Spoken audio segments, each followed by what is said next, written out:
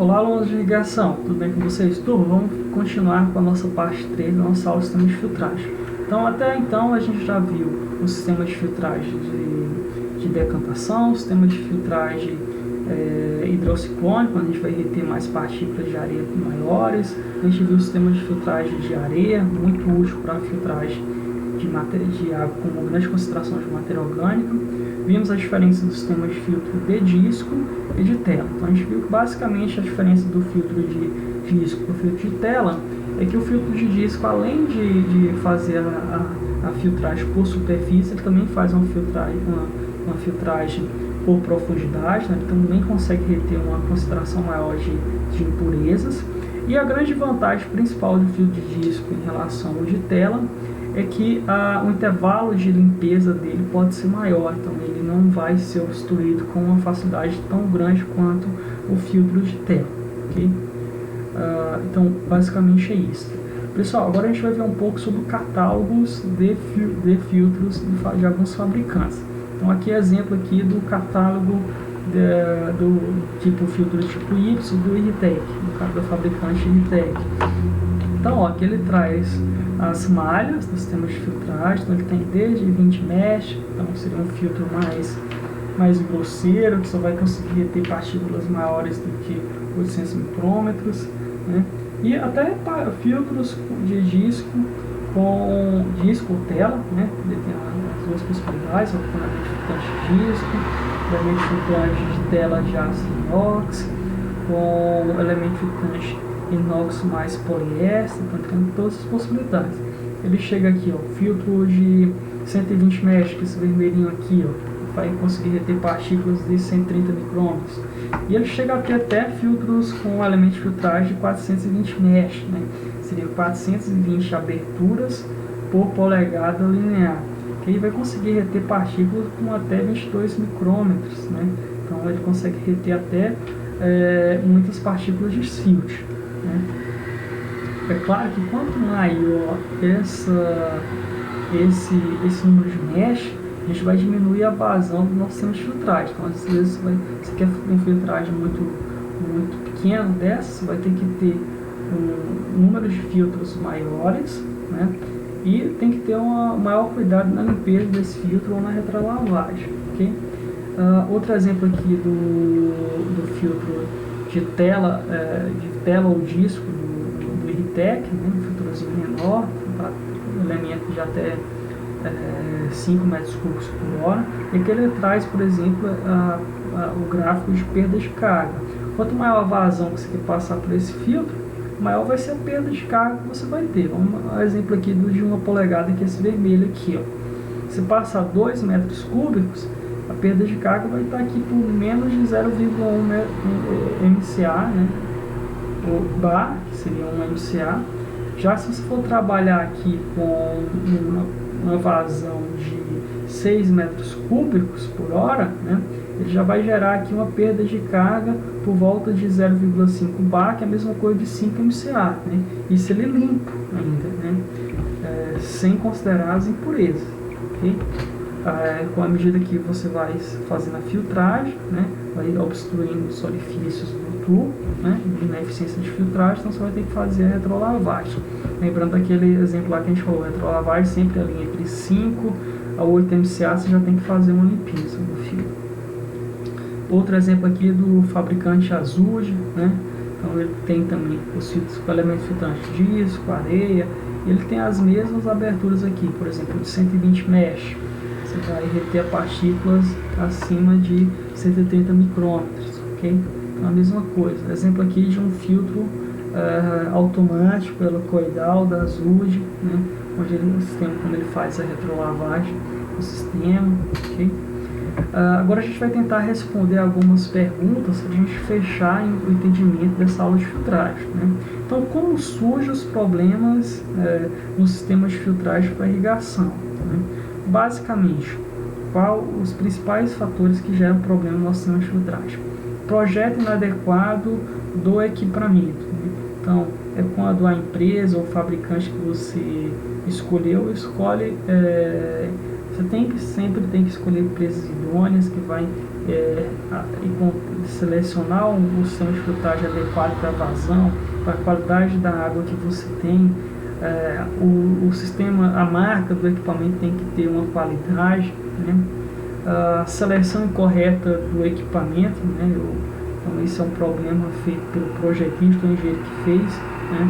Então vamos imaginar, você tem uma água com a concentração de matéria orgânica muito grande, né? Então você precisaria de um filtro de areia ou no mínimo um filtro de disco muito bom, né? Mas o fabricante o projetista pegou e só disse para você que você resolveria com hidrociclone, né? Ou com filtro tela. Então você vai ter problemas no desenvolvimento do seu sistema de irrigação. Então foi um erro de projeto, né? Outro problema que pode gerar, né, a operação imprópria do equipamento, né? Então já é um problema do operador do sistema de irrigação, né? Então o operador tem que saber fazer a retrolavagem, tem que saber qual o momento adequado de fazer a limpeza dos discos, como fazer essa limpeza, se ele for responsável pela seleção do sistema de filtragem, saber qual o filtro mais adequado. Então a operação é um dos pontos extremamente importantes. Então, fabricante, projetista, o operador, se tem problema nesse processo, a gente vai ter problema no nosso sistema de filtragem e, consequentemente, a gente vai ter problema no nosso sistema de irrigação, né? Como selecionar o filtro certo? Quando é que eu vou saber que eu vou ter que usar um hidrociclone, areia, disco ou tela, né? Primeiro ponto, qualidade da água, né? Tipo, tamanho de concentração de contaminantes da água de irrigação, né? Então, isso é extremamente importante. Se minha água tem muita areia, de cara eu vou ter que ter um hidrociclone. Se minha água tem muita matéria orgânica, eu vou ter que ter um filtro de areia, né? Se minha água tem uma concentração razoável, extremamente um pouco pequena de matéria orgânica, pode ser que eu consiga resolver com filtro de disco, né? De tela nunca. Matéria orgânica, tela não combina, né? Características do sistema de irrigação, então a vazão e a qualidade da água requerida, né, pelo emissor, que o fabricante vai nos trazer, vai dizer qual o filtro que a gente vai precisar, qual o tamanho, qual a dimensão do filtro que eu vou precisar, né? E tudo, logicamente, em agricultura e engenharia, a gente vai ter que ver a viabilidade econômica, né? Não adianta eu ter um sistema de filtragem de tela, de disco, todos esses filtros muito caros, com uma área muito pequena ou com uma cultura que não vai trazer um retorno econômico satisfatório, logicamente. Então, a parte econômica também influencia. Então, como avaliar a qualidade da água para irrigação? Então, a gente vai ter que, antes de fazer o sistema, coletar uma amostra da água que você tem e mandar fazer uma análise laboratorial de concentração de sólidos, né, totais, né, de partículas sólidas. Para água de irrigação ali você pode ter entre 0 a 200 miligramas e a gente vai ver o risco que a gente tem e se a gente tem mais partículas de grande diâmetro, né, fazer granulometria. Então a gente tem que fazer uma análise de qualidade de água para a gente saber o sistema de filtragem que a gente precisa, ok? Então, como selecionar o mesh, né, que seria a abertura necessária do filtro para um dado sistema de irrigação, né? Então, como a gente falou anteriormente, o diâmetro das aberturas do nosso filtro tem que ser ali entre 1/10 do diâmetro de abertura do nosso emissor, né? Mas, como eu saber isso, que muitas vezes o emissor não fala o diâmetro de abertura. Normalmente, os catálogos dos fabricantes de gotejadores e microaspersores, eles vão trazer a recomendação mínima de filtragem. Por exemplo, esse filtro aqui, esse gotejador iDrop da Iritec, no catálogo ele já fala que você precisa de uma filtragem mínima de 120 mesh, né, que normalmente esse filtro aqui com os discos vermelhos. Então, se eu for trabalhar com esse gotejador, eu tenho que no mínimo ter um filtro de 120 mesh aqui para fazer essa filtragem, ok? Então, essa é a recomendação que a gente precisa quando se for trabalhar com esse sistema de filtragem, ok? Outro exemplo aqui do fabricante Amanco. Então, no catálogo dele lá, ó, por exemplo, para Amanco Drip Fita Gotejador, ele já fala que você tem que ter uma filtragem mínima de 150 mesh. Então, se você for trabalhar com um filtro de 120 mesh, né, um filtro mais grosseiro, provavelmente vai causar entupimento. Então você tem que obedecer o que o catálogo do fabricante fala. Como um outro exemplo, a gente vai para o catálogo de outro fabricante, importante de irrigação, que é a Nandan Gen, né? Para os gotejadores do Tal Drip, né? Ele precisa de 120, 150 mesh. Então ele já está dizendo que para você ter sucesso nesse gotejador, você tem que ter um filtro que filtra partículas maiores do que 100 micrômetros, né? Já para o gotejador deles, da Nandan Collective HD, ele precisa de 120 mesh, que seria esse vermelhinho aqui, ó, partículas acima de 130 micrômetros já é sucesso. Para o aspersor da Nandan, o Smart Jet, o microaspersor Smart Jet da Nandan, ele pede um sistema de filtragem de pelo menos 130 mesh, né? Então, gente, você selecionou o emissor que você tem, então você sabe qual o filtro, o mesh necessário do seu filtro. Quanto maior a vazão, logicamente vai ter o mesh, ele é fixo, você vai aumentar o tamanho do disco ou precisar de uma pilha de maior de 2, 3, 4, 5 filtros diferentes, ok? Outro exemplo aqui de um outro fabricante da Rivers, né? O tubo gotejador deles, o D900, ele pede um sistema de filtragem de pelo menos 130 mesh, né? O microaspersor dele, o Rondon PC, ele pede sistema de filtragem aqui, ó, dependendo do local que ele vai trabalhar, vai variar aqui entre 130 mesh a, sendo necessário, até sistema de filtragem mais eficiente, que seria o de 200 mesh, né? Então já seria os 200 micrômetros, desculpa, né? Então aqui está falando não mesh, mas ele está falando o diâmetro das partículas que têm que ser filtradas, ok? Então o catálogo do emissor é extremamente importante para você ir no catálogo do filtro na sua seleção, tá? Então, de uma forma geral, né, se a gente tem muita areia, partículas mais grossas, eu vou trabalhar filtro de areia, certo? Se eu tenho muitas partículas de areia, eu vou trabalhar com hidrociclone, né? Poços artesianos, hidrociclone, matéria orgânica, filtro de areia, né? Filtro de disco, a gente vai trabalhar aqui partículas mais disco ou tela, partículas minerais, né, ali acima de 75 micrômetros, né? E partículas muito grosseiras a gente vai trabalhar aqui com bacia de sedimentação, ok? Então, para escolher o filtro a ser utilizado, é necessário conhecer o teor de sedimentos orgânicos presente na água a ser filtrada, né? Então, basicamente, matéria orgânica menor que 5 miligramas por litro, né, que seria uma concentração baixa. Então, talvez você pode trabalhar com filtro de tela manual, disco ou disco automático, né?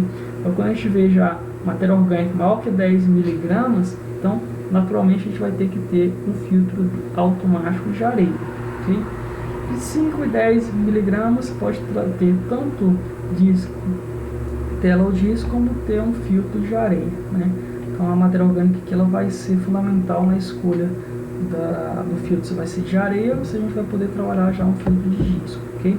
Então, gente, basicamente, de forma prática, se a água que você vai ter na sua fazenda, na área que você vai trabalhar, era uma água de poço, água que tem presença de areia, você vai ter que ter primeiro um filtro hidrociclone para reter essa primeira concentração de areia, né? E depois do hidrociclone, obrigatoriamente você vai ter que ter um sistema de filtragem de tela ou de disco para fazer a filtragem dos elementos restantes na água, tá? Então, sempre depois do hidrociclone, você tem que ter um outro sistema de filtragem. Destacando que é sempre mais interessante o filtro de disco, porque ele, além de ter um intervalo entre retrolavagem maior do que o filtro de tela, ele possibilita também uma filtragem de profundidade, além de filtragem de superfície, filtragem de profundidade, retendo melhor as partículas orgânicas restantes na nossa filtragem. Já quando eu tenho águas superficiais, que é rio, córregos, lagos, represas, a recomendação será principalmente ter um sistema de filtragem de areia. Depois do filtro de areia, obrigatoriamente eu vou ter que ter um sistema de filtragem de disco ou tela, porque às vezes passa alguns grãos de areia no nosso sistema de filtragem de areia, né? Ou se a gente tem também areia nessa sucção, eu vou ter que ter um sistema de filtragem no hidrociclone para reter primeiro essas partículas de areia, depois a água vai para o filtro de disco de areia para reter as partículas orgânicas, e no final a gente vai ter, depois do filtro de areia, sempre eu tenho que ter um filtro de tela ou de disco. Regra, depois do sistema de filtragem de areia, sempre tem um filtro de tela ou de disco, ok? Então, como escolher economicamente o sistema de filtragem para irrigação? Qual sistema de filtragem vai trazer um maior retorno econômico para eu não gastar excessivamente e nem economizar saindo caro com o entupimento dos nossos emissores, né? A escolha ela não pode ser realizada pelo custo inicial, né, o investimento que eu vou ter, mas pelo custo total, que inclui tanto a aquisição do sistema, né, dos filtros, como a aquisição, a operacionalização do nosso sistema. Por exemplo, se você trabalhar com um sistema manual, né, você vai precisar de um operador para fazer a limpeza periódica dos seus sistemas de filtragem, né?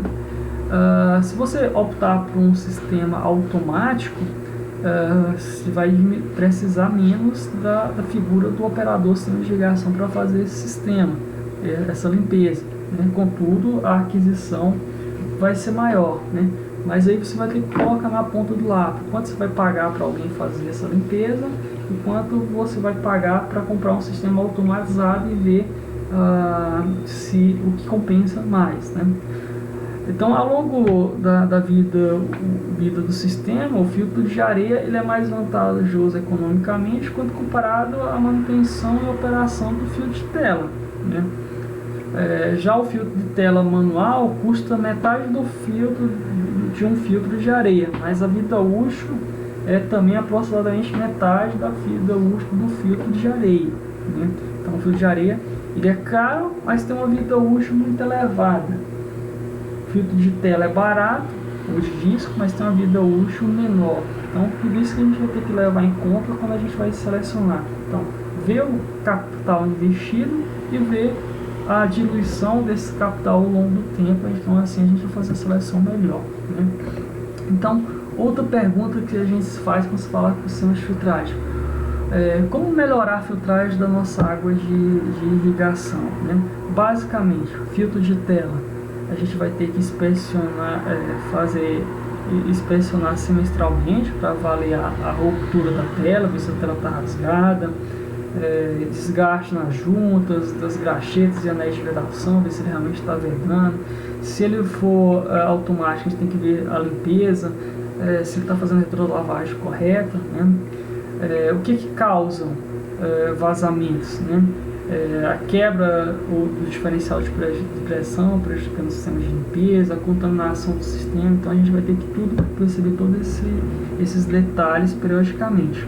No filtro de disco, né, que traz problemas no sistema de filtragem? Então vai ter que fazer a inspeção, né, perda de carga, sistema limpeza automática e manual, ver a questão dos vazamentos, né?